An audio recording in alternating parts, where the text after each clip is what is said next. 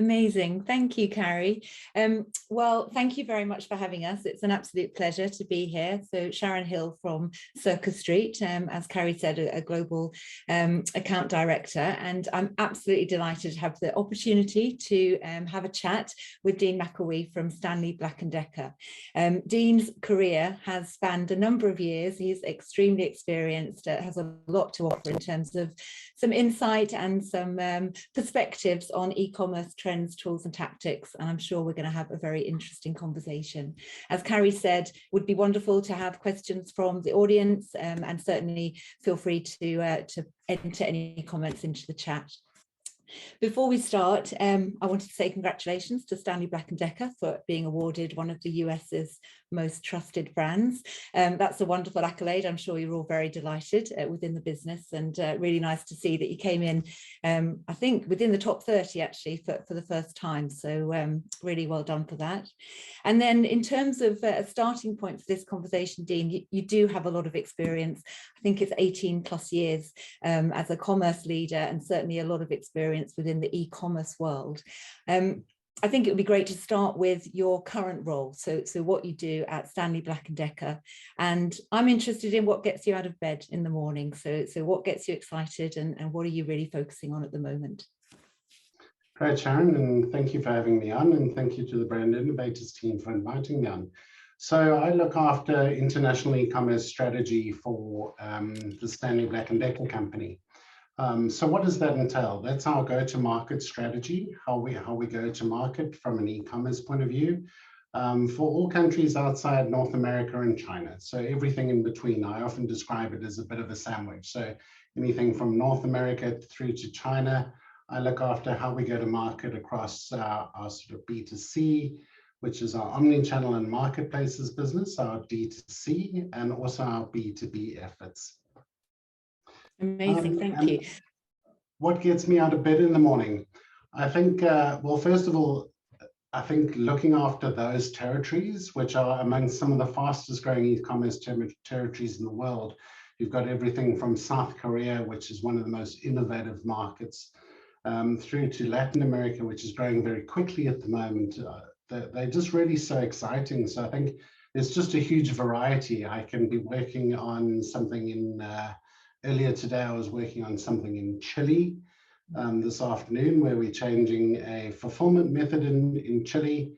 And this morning I was working on the strat process for doing our ambition. So it's quite a wide variety of things. So huge amount of change every single day.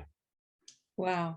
I was actually going to say you have no doubt seen a huge amount of growth with the areas that you look after, some coming from probably not very much in terms of e-com and really accelerating. So interesting that you said that, and I'd love to circle back later on to how you address market maturity and how you kind of try to understand what's needed within the market. But for now, what I'd like to ask you is, if you're reflecting over the last 2 to 3 years and considering some of this growth, what do you think? What do you think is probably one of the most significant changes that you've seen within the landscape? Is it possible to sort of name 1 or 2 things that you think have really made a difference? Yeah, I think probably in the last 2 to 3 years, a couple of things have really changed. So firstly, e-commerce was probably fairly off the radar, or even quite small in a couple of organizations. And now it's become probably the biggest single driver of growth. Certainly in our business, nothing grew faster than e-commerce and contributed more to our overall growth than e-commerce did. So that's the first big change. I think second of all, the need for organizations to change the operating model, change the way they go to market has really accelerated. So things like capability from a people point of view, with the pace of change, you're trying to upskill people, hire new skills, get your organization really geared for where the business is going to go. And also from an operating model point of view, how are you adjusting to that business change? How are you bringing e-commerce into the center of your business to be part of the driver of change? So I think those are sort of some of the major ones. I think the The other big one is really logistics and supply chain. You're having to rethink how you go to market. You know, we've typically gone down the route of selling B2B effectively from a logistics point of view. You're putting lots of big pallets into other people's warehouses and then it'll sell out. With e-commerce, this changes quite a bit. You've either got to do a D2C supply chain, or you've got to do a supply chain that allows you to service marketplaces, especially where there may not be fulfillment offered by the marketplace. So you've got to set it up for yourself. And I think those are some of the big changes that we certainly see. Wow. I think you've touched on so many things that a lot of businesses are having conversations about right now. If they've not yet implemented all of those changes, they're certainly talking about them. And I suppose what I'd like to circle back on is, do you have any advice or any suggestions on how to drive organizational change? It's a huge question. I do appreciate that. But what would be the success factors that you've experienced to help you drive change that has to go end to end? So it affects supply chain, it affects product design, it affects marketing plans. Any kind of high level thoughts on how to engage the whole business behind the change that's coming? Yeah, it's really a massive change, and I think there's a couple of things that you need to do. One is you need to understand that everybody in an organization has a different reference point. So some people, especially, may not be used to online, they may not be used to the digital side of things, and you'll have to start really from the scratch. And I often say to people, the digital IQ of an organization is inversely related to the seniority of the people in the organization. So the people at the top may not be as digitally savvy as the people low in the bottom. So you need to bring them with you on that journey and understand the need for change. When organizations have been successful, as ours have for 170 odd years, that need to create change or that need to change takes a lot longer for people to get to. So you've got to help them understand, first of all, the need for change. I think then you need to understand that this is a capability journey for the people in your organization already. So the existing sales people, the existing marketing people, you need to understand that a lot of this is about capability and getting people comfortable with something that's potentially scary. Sometimes digital transformation can be hugely scary for organizations. And I think especially as e-commerce and digital people, sometimes we're guilty of it ourselves. We use language which is quite sort of sophisticated, and you've got to break that down. You've got to help people bridge the difference between the offline to the online. And that's really some of the ways we go about doing it. And then I think really focusing on a couple of priorities. What you'll see with e-commerce and digital in general is there is so much to do. And there is so much you can do, but what is really the focus for you as an organization? That's exactly my next question. So thank you. What I was thinking as you were talking is, I completely understand. I love the phrase digital IQ of an organization. Wouldn't it be wonderful if we could take a pulse check within our business and get a reading and then break that down? And certainly that's something I think would add a huge amount of value to businesses to understand that digital IQ. But given it sometimes is another language, given it sometimes is something that's a little bit alien to the majority of the business, and yet there is a need to be able to operate within an e-commerce framework and connect with our consumers in a digital sense. What do you think are the priorities for global brands, from now? So we've talked about what's happened in the past and the changes, but going forward, what do you think are the priorities that global brands should be really focusing on? So certainly for the next 12 months, I think there are a couple of things which we'll definitely see. So first of all, we're in many parts of the world coming out of a pandemic. And I think what you're seeing is you're seeing a lot of growth in e-commerce. It's now about bedding down the foundations. What you'll see, I think, and you've seen it, we're certainly seeing it with the likes of the customers that we deal with, the Amazons of the world.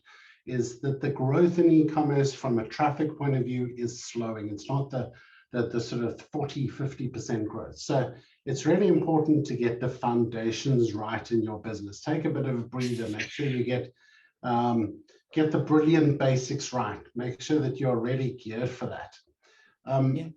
Second of all, get the capabilities and talent of your organization, do a great assessment of that. I think a lot of organizations have spent a lot of time trying to take on as many new people as they can get in this growing area. It's really about stabilizing those structures, creating succession planning, creating capability audits and organizations so you know what you have and what you need to get to. I think with the growth in e-commerce, talent is at a premium. So keeping them engaged and keeping them with you is really a key priority. And then I think thirdly, being very clear about what your focuses are. What we're seeing a lot across the board is really increases in costs. So, Amazon in the US announced an increase in the FBA costs with the surcharge there. We're seeing other marketplaces, we aren't on them, but Etsy announced an increase in their charges. So I think just being really clear on your P&L and what your business model is and where you're going to focus, which countries, which categories, which brands, that's really the priority for a lot of organizations. That makes sense. So it's almost a little bit of a reset in terms of, what we've had a period of unprecedented growth and change with a lot of people jumping into new ways of working. So maybe there is an opportunity for a reset in terms of, I love the phrase brilliant basics, and I'd like to just ask you what you mean by that. And also this idea of assessment of talent. So are you future-proofing your talent, not only for now, but for where you want to get to in the future? I think that makes a lot of sense. But so that we're not in danger of using jargon or talking about things that we've not fully explained, can you help us understand what you mean by brilliant basics? What falls into that kind of, arena? Sure. So brilliant basics for me is a couple of things all related to the digital shelf or the online web pages for where your products sit. And the first is your content. What are you telling people? What are you communicating to people? So is the content right? Is it optimized? Have you got the right number of images and videos that the retailers themselves want you to have? And are you testing those? So are you doing A and B testing to make sure that those are converting for you? So those are just really basics that you need to make sure you get right to be seen in the right way. Another one is search. One of the single most important things that people often forget is that search is the primary way that people get discovered. So making sure that when somebody searches for your product, they find it on the web pages straight away is really some of the key. So these are the not so flashy things, but they're really just basics that you need to get right to make sure that people can find you and that people can convert. If they can't find you, they're never going to convert and you're going to get no sales. Yeah, of course. I saw on LinkedIn, actually, you posted about a change to Google search. Can you tell us a little bit about what you understand about that, just high level? And if at Stanley Black & Decker, you're taking making any changes to accommodate for that? Yeah, so still early days. It's only just released in the US and it's related to Google Lens. So it's a Google product which involves visual search. And I think one of the big things you're going to see going forward is search has typically been about text. And when you look at text, it's about typing in and it's about making sure that you get the right result. But what we do know about search is contextual. So search is contextual to what you see.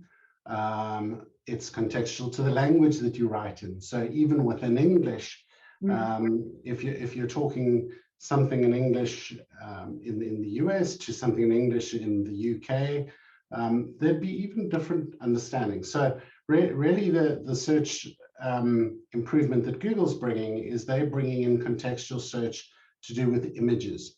So you can point your device, your cell phone, mobile phone at a product, take a photograph of it, and we'll search in Google. And this is really, really exciting because it allows people to discover things a lot quicker. So they're great applications. You particularly think about things like fashion or apparel, being able to search for something and find that product or a different color or a different interpretation of that very easily. That's where Google's going. And I think it's fantastic, certainly from an e-commerce point of view. It enables more product discovery, and then more product discovery leading to more conversion.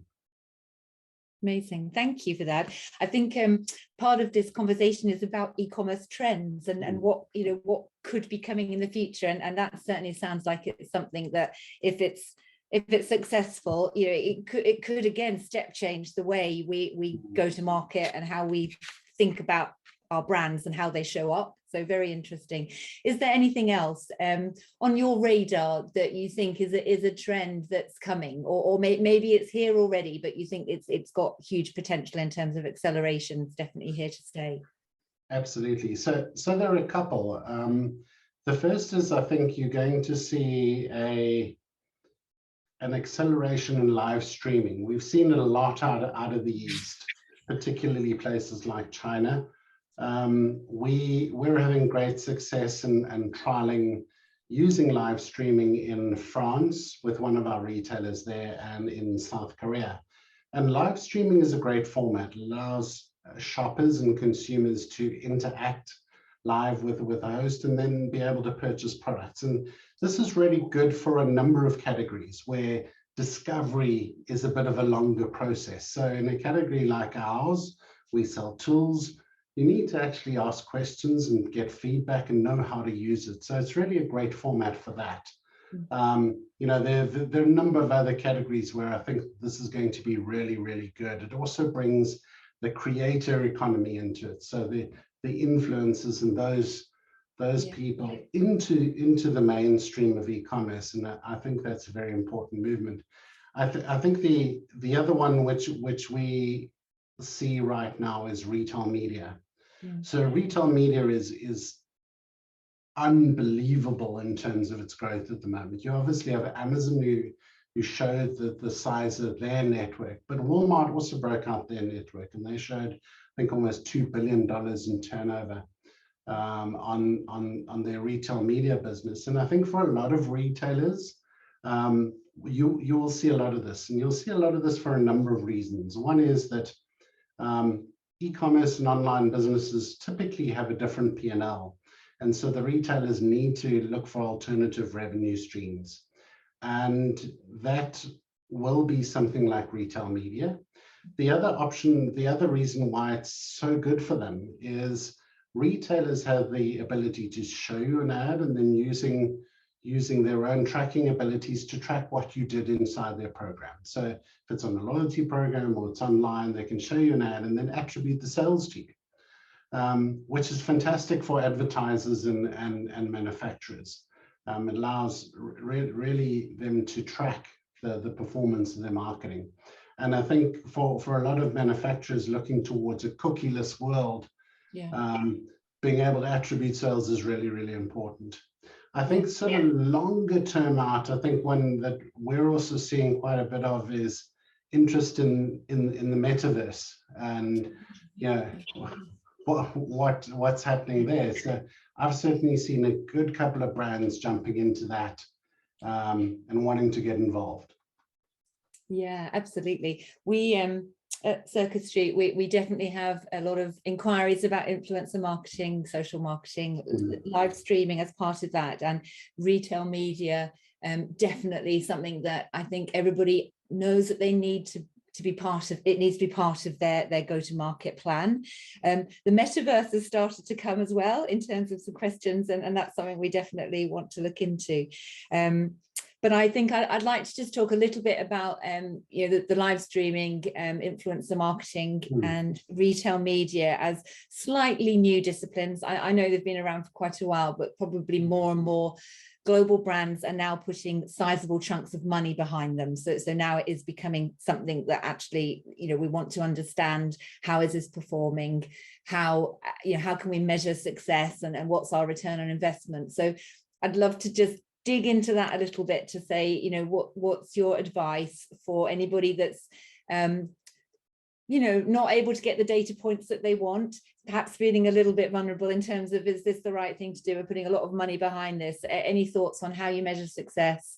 What are you looking for in a test and learn environment? And how are you kind of, I suppose, managing those internal conversations around what you're doing with strategy and investment? Yeah. So I think in any business, especially e-commerce businesses, you need to test and learn. So you should carve out a budget for these types of activities.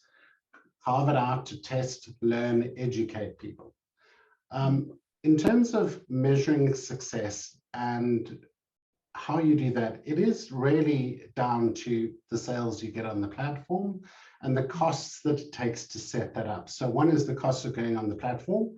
But then what we found is, because the format is still so new, if the retailer isn't advertising it, or even if they are, you should be advertising it too. So you should be creating a sort of full funnel campaign. Okay. So drive this, because it is about engagement, it's about educating people. So you need to create the demand for the event. Treat this as you would an event that you are running in your business. So if you get invited to conferences or things like that, there are lots and lots of teasers, come to this webinar, come to this. You need to adopt the same type of approach. You need to sort of inform people that it's coming, inform them who the influencer is going to be. Each of these influencers have their own community. So use them to drive more traffic into the platform. And then I think also be very clear on the script and the message that you want to get across. You're trying to educate people to get them to convert. So you need to be able to trust them to be able to stick to a script to get the conversion and get the sales for you. And then go back to your business. And it's really about coming back to the same metrics that you would do. I've often found that if you try and get too far away from the metrics that your business is used to, you won't be successful. So stick to things like ROAS. People understand ROAS, and just work on the fact of, how do I increase that? Test and learn different products until you get the right mix. Amazing. That makes a lot of sense. Actually, it's quite simple advice. Stick to what you know. But I think sometimes we overcomplicate things in terms of trying to create a story that then actually has the reverse effect of what we want. Thank you for all of that. I'm curious. We've talked about a number of different things here, but in terms of, are there any must-win battles for you within e-commerce? What would be, for you going forward, your top 3 things that you think absolutely we need to nail this in order to be successful and deliver our vision? Absolutely. I think 3 main ones. The first one is omnichannel. Omnichannel is going to be around. Shoppers will shop that. And the reality for a lot of businesses is what it takes to win online is very different to what it takes to win in store. So sometimes what I've seen is that your market share online can be quite different to your market share in store. And then as a consequence, your online business grows. And if you don't have a great market share, well, then your overall market share declines. So getting omnichannel success and really nailing down what that looks like is really a key discipline. Retailers aren't going to stop growing on their online businesses over time. So being able to do that is really important. The second is marketplaces. If you sort of look globally across the whole of e-commerce, still 60% of turnover on e-commerce comes from marketplaces, the likes of Amazon, Tmall in China, Pinduoduo. There are many across the world. And what we've typically seen is even in the less mature markets, marketplaces are the first area to really grow very quickly and very big. So in Latin America, you've got Mercado Libre. In Southeast Asia, you've got Lazada and Shopee. So those are the retailers who grow really big and really quickly. And that's because they have huge assortments. I often refer to them as the hypermarket of the internet, or the big box of the internet. You can buy virtually anything there, and you get a huge assortment, you get convenience, you get speed, and you get cost. All the things that shoppers like. So having a very clear marketplace strategy, how you're going to attack that, how you're going to succeed on that in various methods. You have ones who offer fulfillment, some who don't offer fulfillment, and how you're going to go to market in that. And then I think the third is businesses need to transition to an always-on marketing strategy. So what I mean by that is, typically, I think if you go back a good couple of years, we were used to going and doing adverts in bursts and going on TV and going on radio, and we do a burst here and a burst there. Shoppers are bombarded on the internet and various other channels with multiple messages all the time, be it Instagram, Facebook, any number of social media networks.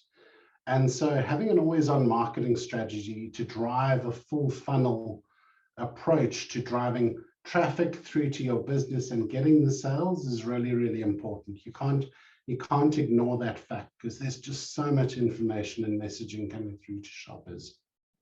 Amazing, thank you. I think you've talked about these critical aspects, and they really resonate. And I think a lot of businesses would be thinking the same. But given the complexity of different market needs, and we touched earlier on about market maturity and understanding what's needed in each market, both because of what the retailers are capable of doing, because the stage that they're at, but also because of the internal resource and how capable or new to this arena your employees are. How are you addressing capability and giving your teams the confidence to develop the right strategy and know where to deploy their resources and how to be confident that they are winning against these three priorities that you just called out? Yeah, I think it's a couple-fold. One is look towards a sort of formal capability program. So that's one thing we've been reviewing and moving down the path of. Move to a formal capability program that helps to upskill the organization. Second of all, give your teams the resources in terms of content that they need to be able to make great decisions. I think the one thing with e-commerce, it's one of the great challenges of e-commerce, is that there is never enough data. It may seem like because we're operating in the digital world that there's tons of data, but you have this sort of juxtaposition. You have the IRIs, the Nielsen's to tell you your market share. In the online world, there isn't a lot of comprehensive data. So finding whatever data you can to give your teams the ability to make better decisions and therefore make a better strategy is really, really key. And then the third is be adaptable. Help your teams to be adaptable to the change that's coming. What we see in our business is change happens so quickly. So how can we be flexible and adaptable with the teams, giving them just enough to make the right decisions and the tools to be able to do that? So, we invest a lot in data orchestration. So pulling in multiple data sources, rendering them out to the teams from multiple platforms in a consistent way. If you add in all the data sources we have as a business, there are probably more than 30 data sources that we're accessing.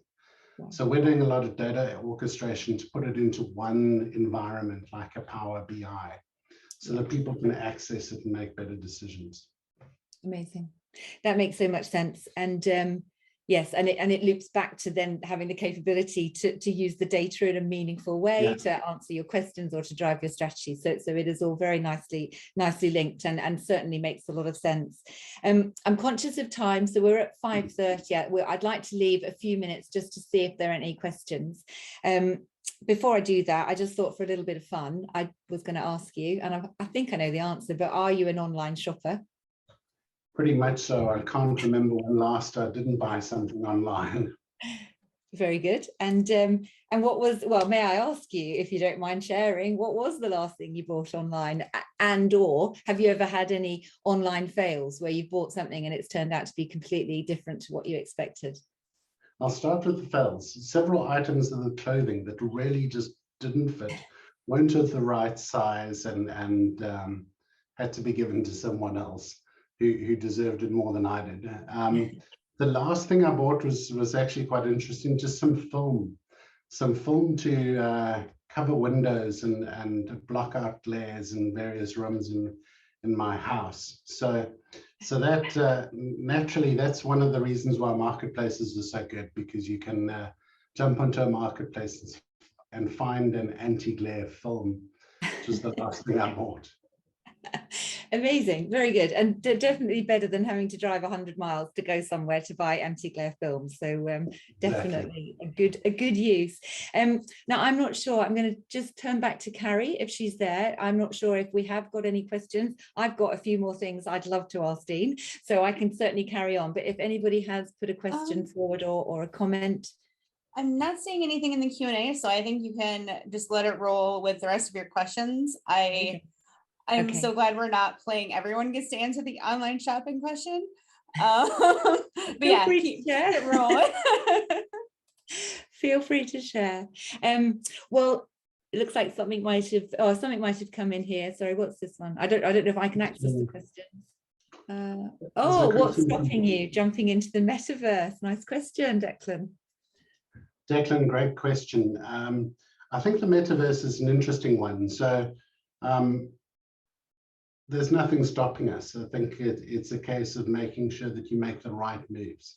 The metaverse is a great